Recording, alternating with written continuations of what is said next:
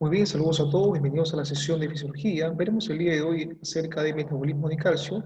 Mi nombre es Pedro Luis Almeida Ramírez y va a ser un gusto estar con ustedes. Represento a la Universidad Nacional Federico Villarreal. Comencemos entonces. El calcio a nivel extracelular está en un nivel de 2.5 por 10 a la menos 3 molar, y a nivel intracelular aproximadamente de 10 a la menos 7. Dentro de las funciones importantes están la mineralización del hueso, la coagulación de la sangre, la excitabilidad de las membranas, así como también dentro de las funciones están la secreción de hormonas, neurotransmisores y contracción de tipo muscular. Recordar entonces que la disminución de calcio extracelular produce tetania por hiperexcitabilidad de las motoneuronas. Los niveles de calcio los dividimos en total difusible y en no difusible, es decir, fijado a proteínas. 1.34 y 1.16 aproximadamente respectivamente, siendo un 2.5 o 2.50 milimol por litro la distribución plasmática de calcio total. Vemos que la paratormona vendría a ser una de las principales hormonas reguladoras del calcio, siendo sintetizada por las glándulas paratiroideas que están ubicadas por detrás de la glándula tiroides. La paratormona entonces se libera y se incrementa, ¿de acuerdo?, ocasionando un incremento de calcio plasmático. Frente a un calcio plasmático disminuido, entonces, las glándulas paratiroideas van a empezar a secretar esta hormona, que es la PTH, de tal manera que incrementa esta hormona a nivel plasmático y sérico. Los riñones, entonces, de tal manera, esta hormona va a permitir la resorción de calcio a nivel renal, en los túbulos renales, la formación y la activación de la vitamina D activado calcitriol, la 1.25 hidroxicolecalciferol, provocando entonces una excreción de calcio disminuida en orina, una vitamina D, un calcitriol plasmático aumentado, lo que va a conducir a que los intestinos a nivel enterocítico se produzca una absorción de calcio, una absorción aumentada. Por supuesto, esto permite la normalización del calcio plasmático que hemos dicho que está disminuido frente a esta situación. En el caso de los huesos, se aumenta la resorción ósea, ¿de acuerdo?, a nivel de los osteoclastos, lo que permite la liberación del calcio al plasma, ¿no?, incrementándose esto. Existe una relación inversa entre la concentración plasmática de calcio y la secreción de paratormona. Obviamente, si los niveles de calcio están disminuidos, ¿no?, 1, 1.10, 1.15, 1.20 milimol por litro, entonces los niveles de paratormona ven gráficamente que está aumentado. Lógicamente, los niveles de paratormona disminuyen cuando los niveles de calcio ya están normalmente regulados. Vemos aquí esta imagen donde muestra la regulación de la liberación de la paratormona. Vemos que frente a los niveles disminuidos de calcio, ¿de acuerdo?, vemos que las células de las paratormonas, las células principales, van a sintetizar entonces una liberación de paratormona. Esta liberación de paratormona tiene dos caminos. Por supuesto, a nivel renal, permite la activación de vitamina D, aumenta la resorción de calcio a nivel de los túbulos, proximal, distal, por ejemplo, una disminución de la reabsorción de fosfato inorgánico. Eso es en cuanto al órgano diana riñón, y en cuanto al hueso aumenta la resorción ósea por los osteoclastos. Entonces esto permite un incremento del calcio plasmático. De tal manera que por feedback negativo, ahora el calcio aumentado frente a un calcio disminuido de un inicio, ahora por lo tanto disminuye la liberación de paratormona. ¿De acuerdo? Asimismo también hay una regulación por parte del calcitriol o vitamina D activada. En esta figura vemos lo siguiente, de Physiology, ¿no? Vemos aquí que frente a un calcio aumentado hay detectores, hay sensores a nivel paratiroideo, y por lo tanto hay una regulación en si se sintetiza la paratormona o no. Vemos entonces que frente a un calcio aumentado, estos sensores son proteínas de tipo G, ya que son 7TM, que era 7TM, que atravesaban 7 veces la capa fosfolipídica. Por lo tanto, activa el sensor, que es un sensor acoplado a proteína G, lo que permite la disminución de la liberación de la paratormona. Recordar que la vitamina D activada tiene sensor a nivel nuclear, de tal manera que también inhibe la síntesis de paratormona. En cambio, si estuviéramos frente a una situación de calcio disminuida, también el mismo sensor permite un aumento de la liberación de paratormona, así como también el magnesio disminuido y el fosfato aumentado permitirán su liberación. En cuanto a este cuadro que les pongo aquí del libro de Gannon, vemos ustedes aquí lo siguiente, que la regulación de la hormona paratiroidea Va a depender, si aumenta, si incrementa, ¿es por qué? Porque hay hipocalcemia, porque hay hiperfosfatemia, por un aumento de catecolaminas. Si vemos que aquí hay una liberación de paratormona disminuida, es porque existe hipercalcemia, hay vitamina D activada, calcitriol, y hay una, o puede haber, una hipomagnesiemia grave. En este claro ejemplo, en este gráfico, podemos observar aquí el túbulo contorneado distal. En este caso vamos a ver una imagen que habla de que la paratormona incrementa la reabsorción renal de calcio. En este caso, la reabsorción intracelular de calcio en el túbulo distal es regulado por la paratormona. Miren ustedes cómo se regula la paratormona, pero también lo regula el calcitriol, vitamina D activada. En el caso de la paratormona, lo que hace es que incrementa digamos, la inserción de conductos de calcio en la membrana apical o la membrana luminal, facilitando así la entrada de calcio, ¿de acuerdo? La entrada de calcio. En el interior de la célula también vemos que el calcio se une a la llamada calvindina, ¿ok?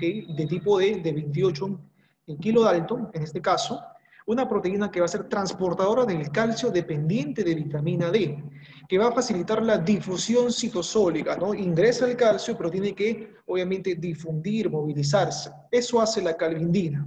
¿De acuerdo? Entonces, desde la porción apical o luminal hasta esta parte que es la porción vasolateral. El calcio también se transporta fuera de la célula, es decir, al intersticio, a través, ¿de acuerdo? O mediado por el intercambiador sodio-calcio. Miren ustedes acá, ingresan 3 sodios, sale un calcio, o también a través de la bomba calcio ATPasa dependiente. En este caso, el calcitriol o vitamina D activa, recuerden ustedes, contribuye al incremento de la resorción del calcio, al estimular, miren ustedes, más de estímulo a la calvindina, a que se sintetice calvindina, como también la vitamina D activada estimula a la síntesis y a la actividad de la bomba calcio ATPasa. En este gráfico vemos a la paratormona que disminuye los niveles de reabsorción renal de fosfato inorgánico. Estamos ahora frente al túbulo proximal renal. Vamos también a entender que la reabsorción renal de fosfato ocurre a través del cotransportador apical sodio-fosfato inorgánico. Sodio-fosfato inorgánico, cotransportador, porque ingresan dos sustancias a la vez y en la misma dirección. Y existen cotransportadores de tipo 1, tipo 2 y tipo 3. Los tipo 1, recuerden ustedes, y los tipo 2 se ubican en la membrana apical, en este caso.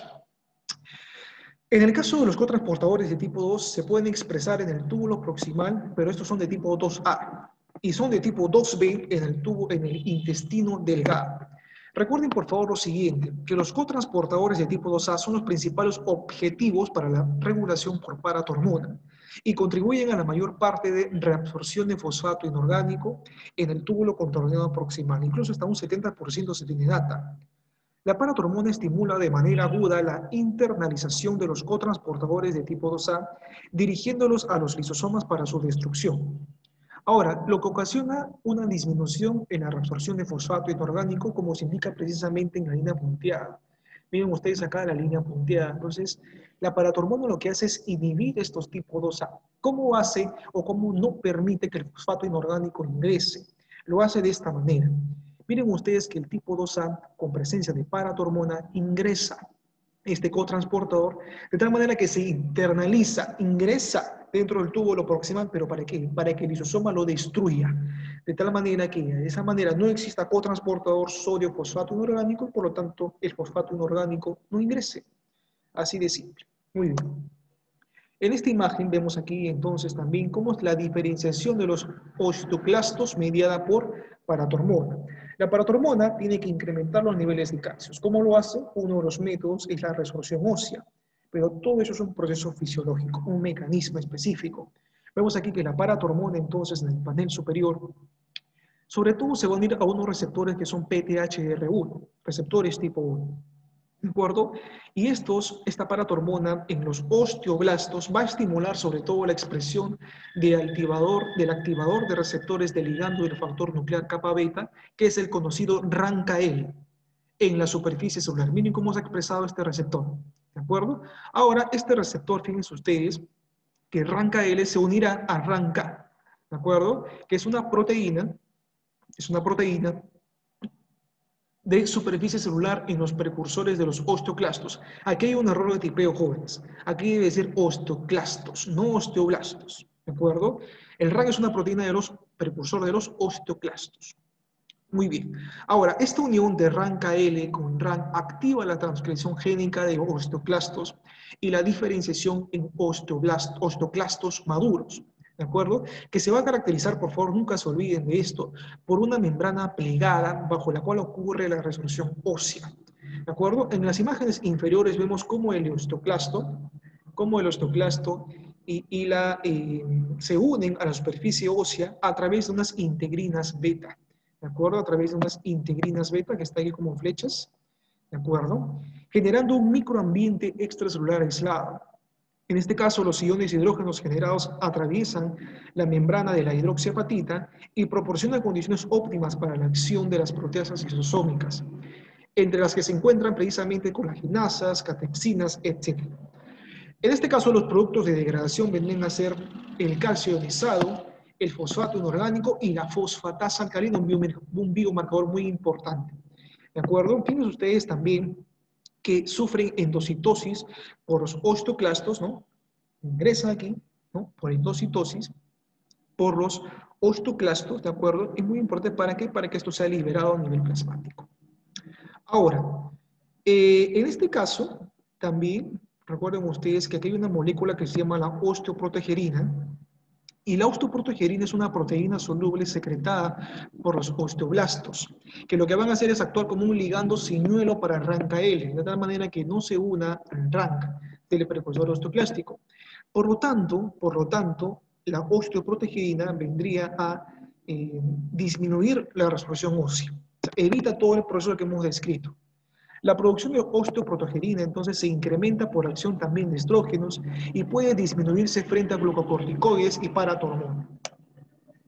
En este gráfico que vemos aquí, vemos que la remodelación ósea que involucra la formación del hueso por los osteoblastos y la resorción ósea por los osteoclastos. La paratormona entonces estimula ambos aspectos del proceso. La hormona de crecimiento también actúa a través del factor de crecimiento tipo 1, ¿no? Similar a la insulina, que es el IGF-1, que también precisamente estimula la formación de huesos, en particular durante la fase de crecimiento lineal longitudinal en niños, ¿no? Y la remodelación ósea asegura pues la reparación del hueso y es necesaria para poder conservar la homeostasis, ¿de acuerdo? A nivel del calcio. Vemos aquí que en algunos casos, algunos médicos lastimosamente realizan la paratiroidectomía por accidente, de tal manera que los valores plasmáticos de fosfato casi siempre aumentan a medida que disminuyen el calcio. Entonces, esta estripacción, como comentada, disminuye de modo constante el nivel plasmático de calcio. Y frente a estas paratiroidectomías, recuerdo, por lo regular los síntomas aparecen 2 o 3 días después de la operación, pero quizás no lo hagan durante algunas semanas o más. Se pueden aplicar inyecciones de hormona paratiroidea para corregir anomalías bioquímicas y así desaparecen los síntomas. Hay dos signos muy importantes que deberían reconocer. Los signos de Chobostek y el signo de Trousseau. En el caso de Chobostek, es una contracción rápida de los músculos faciales ipsolaterales que se desencadena al percutir el trayecto del nervio facial en el ángulo maxilar inferior. Y el signo de Trousseau es el espasmo de los músculos de la extremidad superior, el cual origina flexión de la muñeca y el pulgar con extensión de los demás dedos. Vemos aquí el signo de Chobostek o signo de Weiss al aplicar aquí una percusión. La función de la vitamina D en la homeostasis del calcio, recordar por favor lo siguiente. Recordar que la luz ultravioleta interviene, ¿de acuerdo? Obviamente, el colecalciferol metabolizado en el hígado se hidroxila, ¿de acuerdo? Y fíjense ustedes que a nivel renal, la paratormona a través de la 1-alfa-hidroxilasa también empieza a convertir, ¿de acuerdo?, a la vitamina D en vitamina D activa, ¿de acuerdo? Que es el calcitriol y esta tiene sus efectos fisiológicos, ¿no? Aumento de la absorción ósea, el aumento de la absorción del calcio a nivel intestinal enterocítico, el aumento de la reabsorción del calcio a nivel del túbulo distal proximal también, y la síntesis, por supuesto, de paratormona disminuye. De tal manera que todo ello se resume en incrementar las concentraciones plasmáticas de calcio. Las concentraciones extremadamente altas de vitamina D pueden provocar intoxicación por vitamina D, pueden llevar a calcinosis, calcificación de tejidos blandos, depósitos de calcio y fosfato en el riñón e incremento de las concentraciones plasmáticas de calcio, dando origen a arritmias cardíacas. La participación de la calcitonina en la homeostasis del calcio, importante también reconocer, sintetizada por las células parafoliculares, incrementa, en este caso, ¿de acuerdo? Perdón, disminuye los niveles de calcio. Es un péptido 32 aminoácidos con la prolina a nivel del carboxilo terminal. Vemos que en este caso el mismo gen codifica para la calcitonina y para el péptido relacionado con el gen de la calcitonina, que es el CGRP. Vemos que el exón número 3, a partir de las células tiroideas, sintetiza la calcitonina y de las células neuronales sintetiza el péptido relacionado con el gen de la calcitonina. Frente a un calcio aumentado, la calcitonina disminuirá, provocando una disminución de la resorción ósea y una disminución de la reabsorción renal, lo que conducirá a una baja en el calcio plasmático, regulándolo. La paratormona y la calcitonina son hormonas antagonistas. Una me incrementa los niveles séricos de calcio y la otra me disminuye. Frente a pacientes con insuficiencia renal, vemos que existe eliminación de fosfatos, ¿de acuerdo? Por lo tanto, también hay vitamina D inactiva, el calcitriol no se sintetiza debido a la presencia de 1-alfa-hidroxilasa. La absorción intestinal, entonces vemos que también se encuentra disminuida, lo que produce que el calcio en plasma sea disminuido. Por lo tanto, de manera secundaria, manera de compensación, la paratormona se ve incrementada, ocasionando un hiperparatiroidismo secundario y suficiencia renal, provocando una decalcificación debido a la resorción ósea de los osteoclastos. Pero recuerden que el calcio se vuelve normal en plasma. La falta o exceso de calcitonina no produce ningún trastorno aparente. Vemos también los ejemplos en la osteoporosis que se debe a parte de la disminución de los estrógenos después de la menopausia. Estos son los niveles característicos que debemos reconocer en clínica: calcio plasmático 8.5 a 10.5 miligramos por decilitro, fosfato plasmático, la fosfatasa alcalina específica para hueso que se encuentra elevada en caso de recambio óseo, es un marcador útil de la formación activa de hueso, así como también la osteocalcina intacta de 1 a 23 nanogramos por mililitro. Vamos con las preguntas. En cuanto les traigo una correlación clínica aquí, de tal manera que ustedes puedan apreciar lo siguiente. Muy bien. Una paciente posmenopáusica es enviada por hipercalcemia asintomática y antecedente de episodios repetidos de urolitiasis, cálculos renales. Los exámenes de laboratorio revelan incremento de paratormona en sangre, también de calcitriol y de los marcadores de resorción ósea. La ecografía del cuello reveló una tumoración por debajo del lóbulo derecho de la glándula tiroides. Se realizó intervención quirúrgica y el estudio histopatológico de la glándula extirpada confirmó el diagnóstico de adenoma paratiroideo. Muy bien, chicos, aquí es una pregunta dirigida, ¿de acuerdo? En este caso, los adenomas paratiroideos jóvenes causan la mayor parte de los casos de hiperparatiroidismo primario, un 90%. La liberación precisamente excesiva de paratormona lo que va a hacer es ocasionar un incremento de la resorción ósea de los osteoclastos, como también la hidroxilación y formación de vitamina D, la formación de calcitriol, como también el incremento de la absorción enterocítica intestinal del calcio. ¿Cómo explicamos la urolitiasis? La urolitiasis vendría a ser consecuencia del incremento de las concentraciones de calcio en el filtrado glomerular. El incremento de la resorción ósea, ¿de acuerdo?, lleva a incremento en la liberación de proteínas óseas, que son marcadores de la resorción ósea. En este caso, bioquímicamente observarán, por ejemplo, la osteocalcina y la fosfatasa alcalina ósea, que lo vimos en las diapositivas anteriores. Con la medición del calcio, con la medición de las concentraciones plasmáticas de calcio total durante las pruebas de laboratorio habituales, esta hipercalcemia, en ausencia de manifestaciones clínicas, es una presentación más frecuente hoy en día de estos adenomas. Tengan mucho cuidado también ahí, entonces.